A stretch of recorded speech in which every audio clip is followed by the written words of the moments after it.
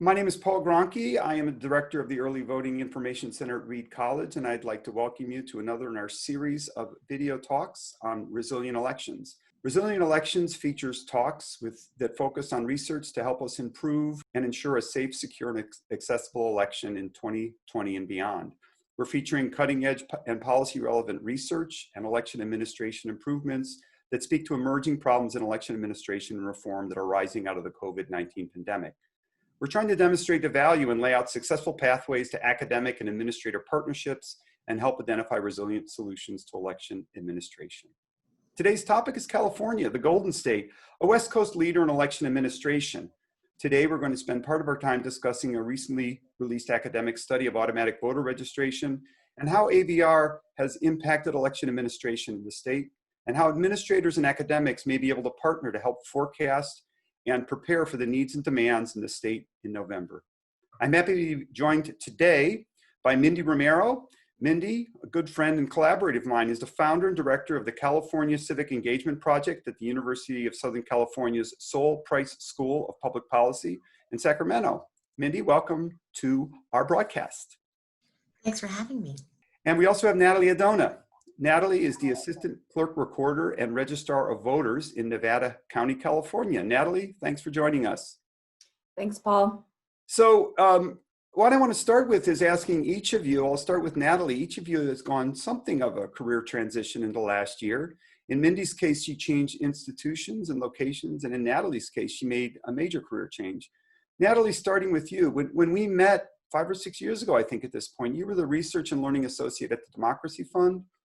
Now you're working in Nevada County. What prompted you or led you to make this change, and how's it worked out? So I have had I think a pretty interesting career trajectory since the time I started in elections. I actually did start off as a grunt researcher over at UC Berkeley while I was getting my bachelor's degree in political science. And when I graduated from Cal, I found temporary work in the city and county of San Francisco, training poll workers. And it was, sort of at that point where I said to myself, man, I would really love to work in elections for my career. But around the same time, the economy was tanking. So this was sort of during the Great Recession of 07, 08. And so I sort of transitioned over to elections research and, for a lot of reasons, wanted to come back to California after having gone to Montana and to Washington, D.C., both for career and because I got some degrees along the way. So when the opportunity presented itself to come back to election administration and to play a leadership role here in Nevada County, California, I couldn't pass it up. So that's basically how I came here. There's a lot of stuff in between. But we talked about that many times, starting with your time in the wilds of Montana. We could explore that on another show, but a lot of good stories about meeting bears and animals and various folks. But I know working in elections was something that was always very important to you. And so Nevada County, tell us a little bit about Nevada County, where it is and kind of what the environment is like there for elections. Sure. So Nevada County is about an hour's drive east of Sacramento. It's in the Sierra Nevada foothills. Fun fact about Nevada County, the state of Nevada stole our name, or at least that's what it says on Wikipedia. And if it's on Wikipedia, it must be true. So the area has a sort of rich mining history. I think that most of the gold that came out of California came out of Nevada County. Currently, the county has around 68,000 voters and a population of close to 100,000. In the past, it's been sort of strong Republican leaning, but over the years, as more people have moved up from the Bay Area, the sort of political and sort of other kinds of demographics have shifted. a little bit. So, you know, I think what impresses me about Nevada County is how politically engaged everybody is, and you know, how enthusiastic people are about participating in, you know, in particular local politics. I'm proud to say that in our last election, which was the March primary, we were third highest turnout in the whole state of California. Yeah, if I remember, it wasn't pride when you were contacting me that evening, but kind of panic or amazement at the number of ballots that were coming in. Congratulations, as we all, I think we shared a glass of beer or something, or a glass of wine online after that election was successfully, and congratulations again. Mindy, I want to turn to you. You didn't exactly change positions, but you're now affiliated with USC and the Sol Price School in Sacramento. How has this transition worked out and changed things for CCEP? It's been great. You know, I certainly loved my old home at UC Davis, but going to USC has just brought a whole new set of collaborators, both on campus and off campus.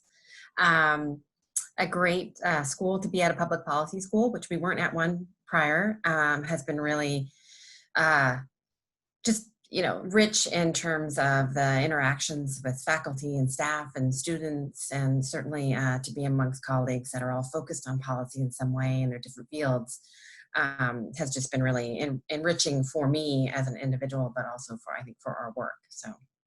And I think we should give a shout out to former Governor Schwarzenegger, who I know has been funding, I don't know if it's been some of your work, but work certainly through USC. Christian Gross, one of your colleagues at USC. So I think they've been a very valuable partner, if I understand, at this point.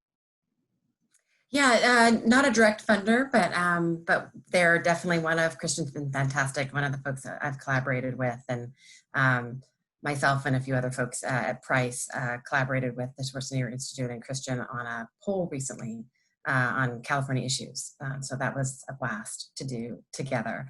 And again, just incredible opportunity of folks in different fields and different experiences, different skill sets, expertise coming together on a poll. I just don't think I would have been able to do anywhere else like that. So yeah, and it's a wonderful institution. So Mindy, you recently released a report on the effects of automatic voter registration on the size and composition of the registration list in a number of states.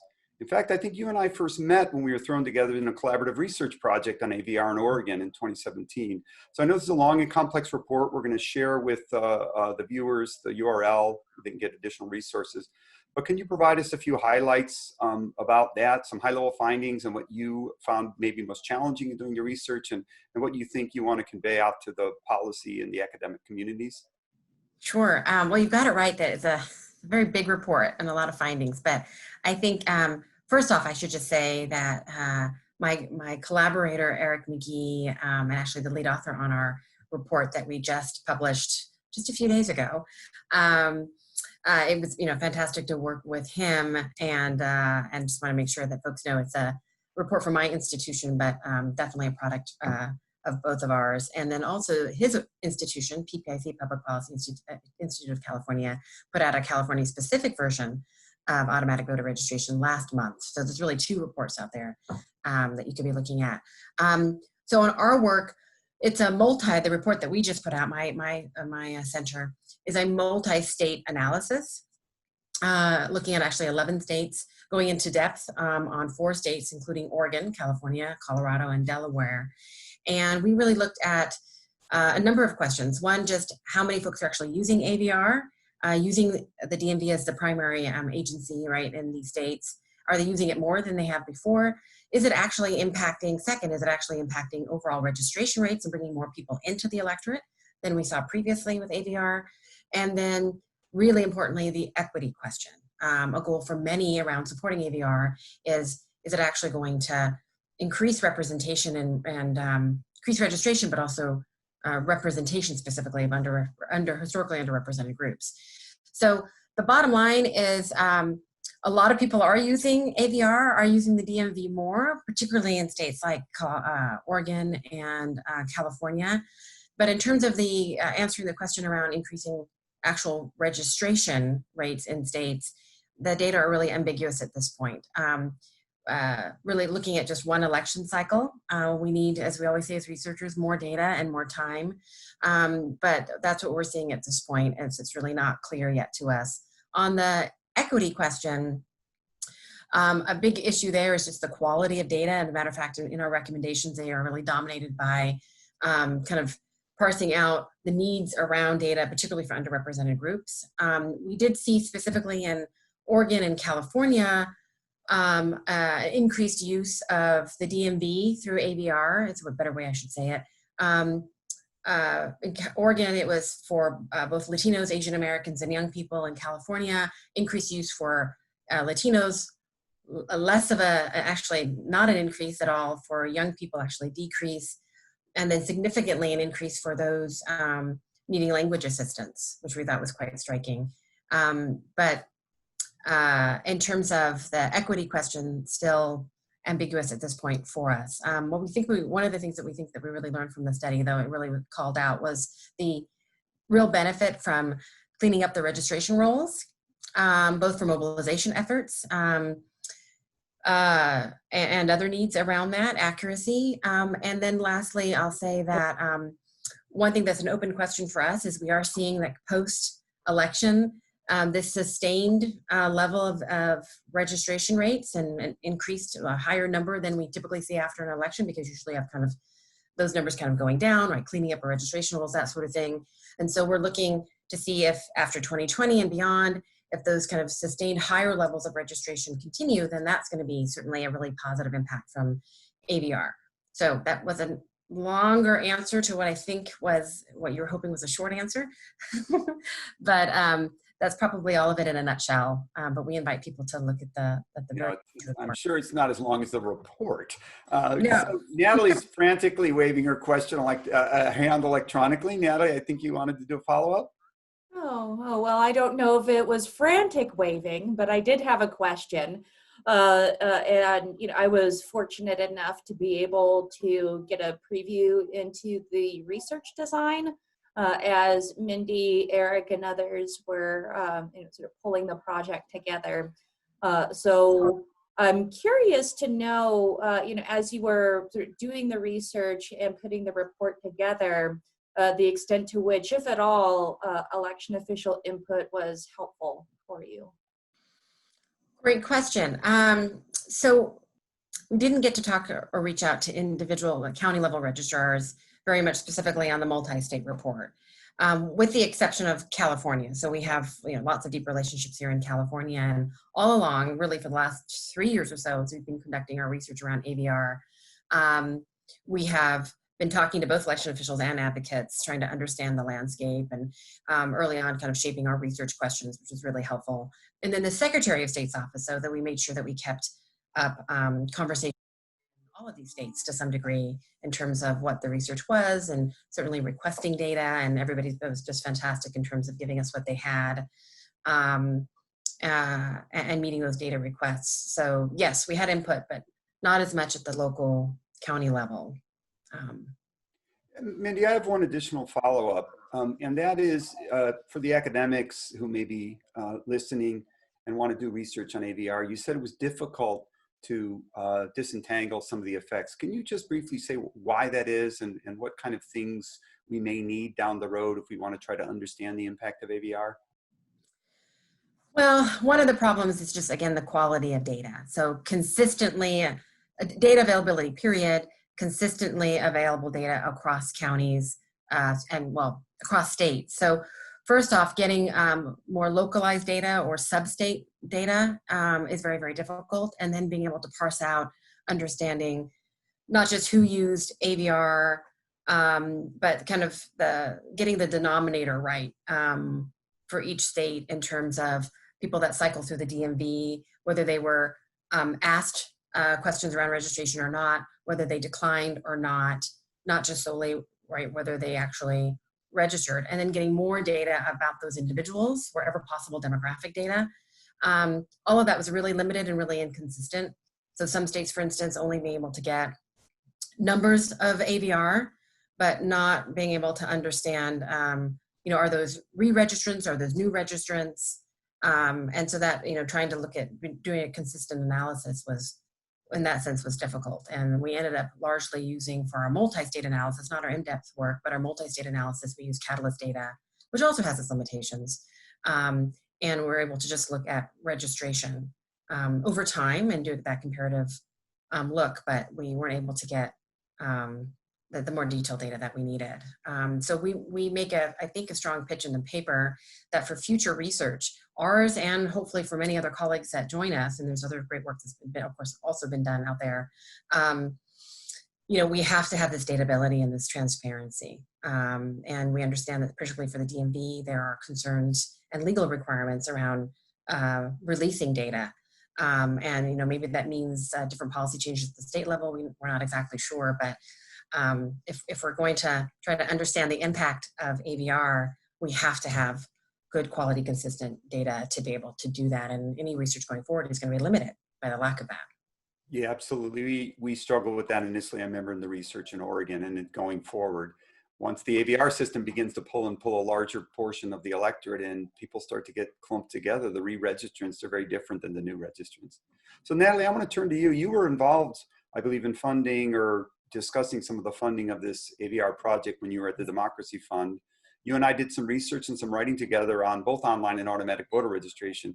Now you're on the other side, on the election administration side. And I'm wondering how you think about registration at the local level. How does it impact your workflow? How important is it? And do you have any sense at this point? I know you sort of walked into the office 6 months ago, but how has AVR changed things for your office? What has it improved? Has it created any problems at all? Is it all positive? And sort of how does registration work for a local office like yours?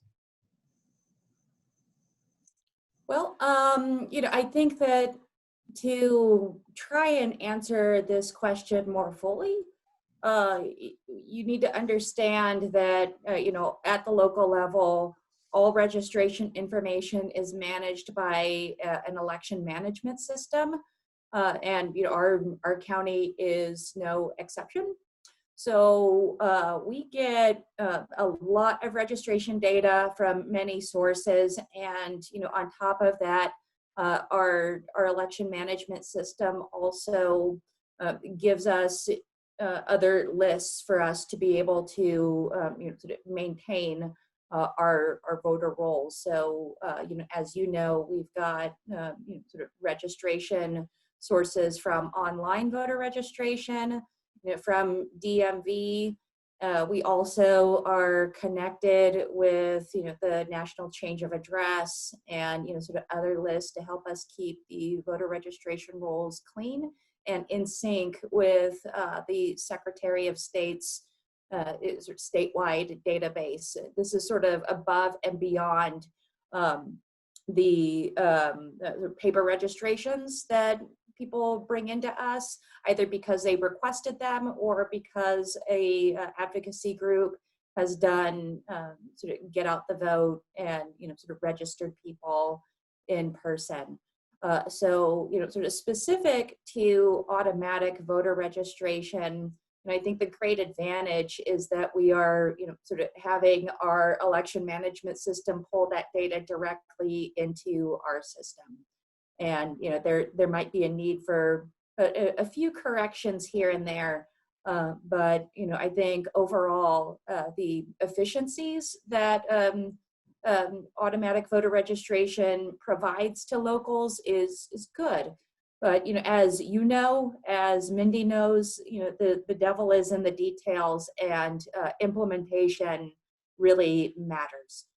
So, you know, I think that, you know, sometimes that's a pain point for local officials, and, you know, for voters, you know, really when it sort of comes down to election time, you know, they may start noticing that there are certain things about their voter registration that they didn't expect.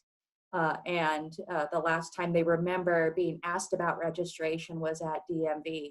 Now, sometimes as an official, it's hard for me to tell whether or not the voter just didn't remember what happened, or if there was actually an issue at DMV.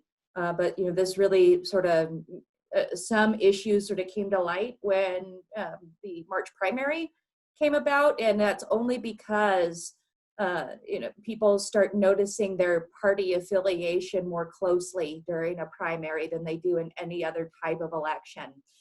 So for people who don't know, when you go to the DMV and register to vote through the DMV, if you fail to identify a party, by default, the system will flag you as a no party preference voter.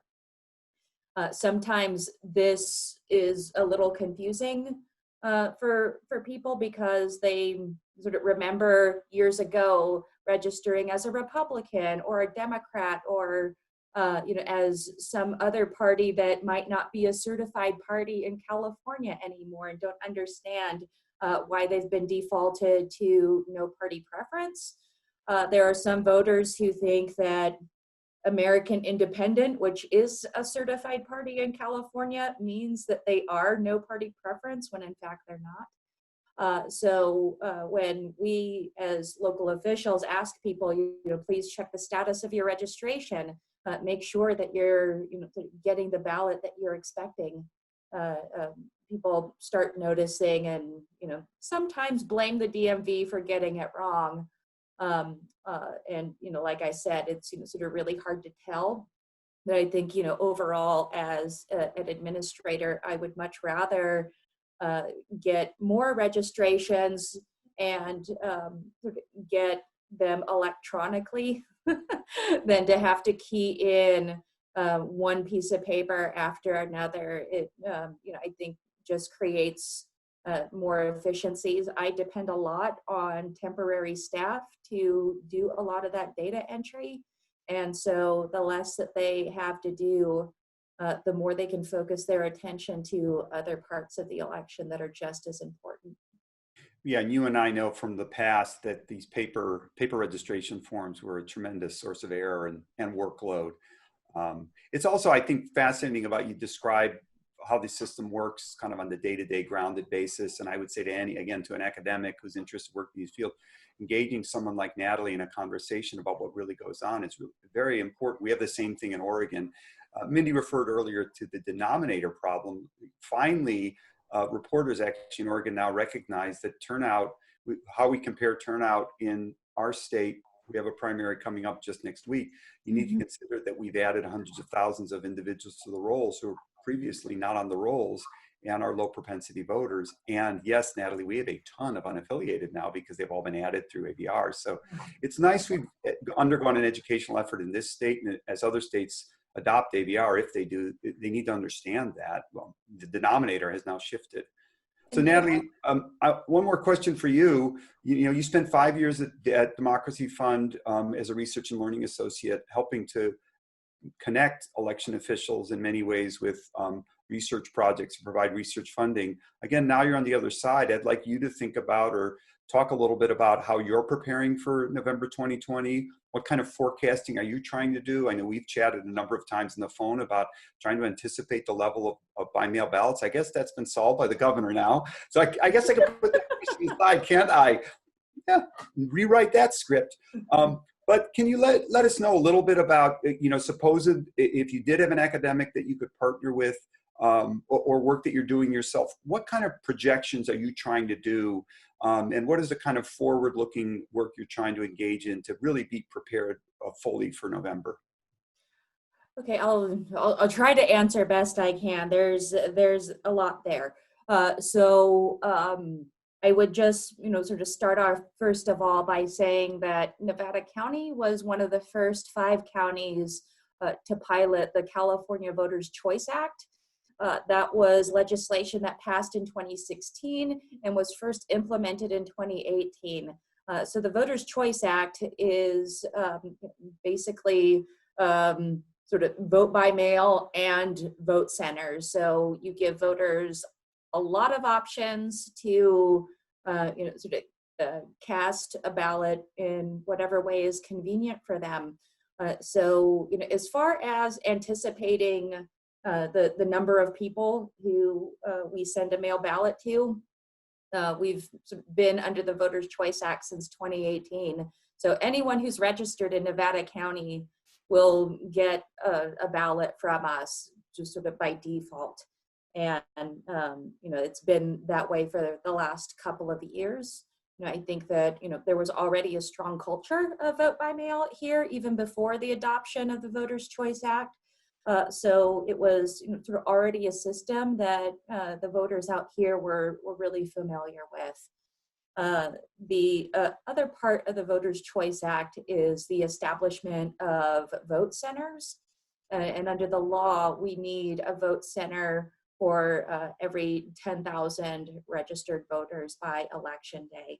I think the big thing about vote centers is that you can go to any of these locations and you, as a voter, get the same service that you would get at the elections office. So if you need a replacement ballot, if you wanted to vote in person, if you wanted to take your ballot home and use it as a vote by mail, you could go to one of those vote centers and get that done. So now that we have a pandemic that we're trying to work through, the planning has, sort of definitely taken on another layer of complexity. This is also on top of, sort of our regular contingency planning around wildfire season. And, sort of related to that, the power outages that PG&E and other power companies have imposed, most notably last year, where there were sort of days-long power outages to prevent wildfire. And the big questions for me are really, how do I keep voters safe? How do I keep my workers safe? How do I keep me and my staff healthy through all of this? How are we going to get the materials that we need in order to assure people that in-person voting is a viable option for them? And how are we going to sort of reasonably keep things running? What do we need to alert the public of? And which partners do we need to pull in to help us educate people to know what to expect? Now, because we're a Voters' Choice Act county, a lot of the heavy lifting has already been done with vote by mail. It's really the in-person elements for us that are going to be the most controversial and most complicated. That and sort of establishing new processes for our back of house. For example, we are sort of going through our sort of area in the office where we normally have temporary workers and taking measurements. Are they spaced far enough apart? To what extent are we expecting them to bring in their own face masks, or are we going to provide that for them? Can we get hand sanitizer? What about our warehouse workers? How are we going to space them apart? How are we going to do two-person ballot pickup? Do we have to have people in separate cars? Or do we need to have one of our county fleet cars, take both of them and make sure that there's enough space? Have them roll down the windows. I mean, I don't have all the answers yet, but that's the sort of level of conversation that we're having. So I think one of the great things about working in California is, as soon as Gavin Newsom had sort of shut the state down for business, the Secretary of State's office sort of took action immediately and put together working groups of local officials, advocates, academics, and others to sort of try to think through this together and then produce a set of recommendations for the legislature and for the governor. One of those recommendations has already been made public. Gavin Newsom declared that all registered voters would be sent a ballot in the mail for November. Yeah, we have just a few weeks here to sort of pin down what we're going to do with in-person voting. So yeah, there'll be lots of news from California coming out here in the next couple of weeks. So that leads me to my last question for you, Mindy, and then we'll close. And you know, Natalie mentioned that you are on innumerable commissions as far as I could tell at this point. And really, you've been a model, I think, for an academic working productively with election administrators. So if you can give a brief primer, I know there's a lot to say, but what would you say to an academic who's interested in getting engaged and finding a local official that they might work with? What kind of guidelines would you give? You've been so successful in that area. Yeah, I think first off, I would just encourage them to do it. It's okay. You know, I think for many reasons, we're conditioned in our field to work independently, to not be consulting with folks that are academics or practitioners or certainly election officials. It makes your work better. It means that you can you're asking questions, research questions that are informed by real world realities. It really comes down to what your goals are. If you want your research to have a policy implication, you should be talking to policymakers and folks that are on the ground implementing it. If not, then that's a different story. So creating relationships. I don't know if I'm necessarily the best at it, but just getting around and establishing some sort of working knowledge of what they do and hopefully of them, of what you do, and a mutual respect. And then, of course, in the long run, creating research that they find useful and helpful, and that they see that there's a reason, right, to participate in the future with your work. That's what I can say in a few short minutes. Absolutely. So thanks. I want to thank Mindy Romero from the USC, the California Center for the California Civic Engagement Project. Yay! Finally got it. Natalie from Nevada County, thanks to both of you. I hope you're going to be staying healthy, staying safe, and getting outside a little bit in your beautiful state. Oh, yeah. I just have to say we're lucky. Natalie is definitely one of those academics, or not, one of those election officials that are wonderful to work with as an academic, and a leader in her field amongst her peers. So it's great to see you again. But California and Nevada is lucky to have her. Oh, thanks. Yeah, and a gorgeous place. I think we all owe a research visit down to Nevada County. So that's it for this version of Resilient Elections. We'll be putting on the screen contact information and some URLs for you to get to reports to go probe around Nevada County.